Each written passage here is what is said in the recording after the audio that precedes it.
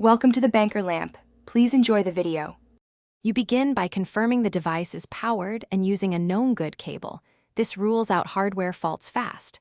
Once done, open Device Manager via Windows + X and locate any unknown USB device or entries with warning icons. Write down the name if present. This prepares you for targeted actions. Make sure to avoid random uninstalls. You want to remove the problematic driver only. Now, have admin rights ready so you can proceed to uninstall and reinstall drivers quickly. Now you uninstall the problematic entry. Right-click the device and choose Uninstall Device.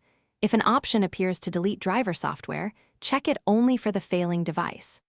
Once removed, scan for hardware changes or reboot. Windows will attempt to reinstall a clean driver automatically.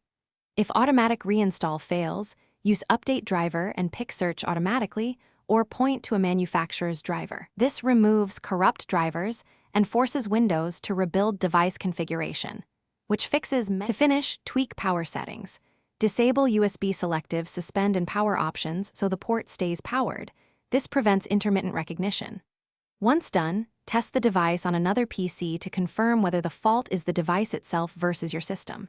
If problems persist, run the Windows USB troubleshooter and ensure motherboard chipset or USB controller drivers are up to date.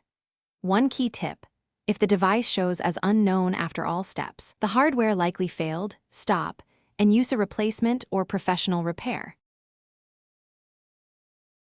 Thanks for watching. If this was helpful, leave a like and consider subscribing. See you next time.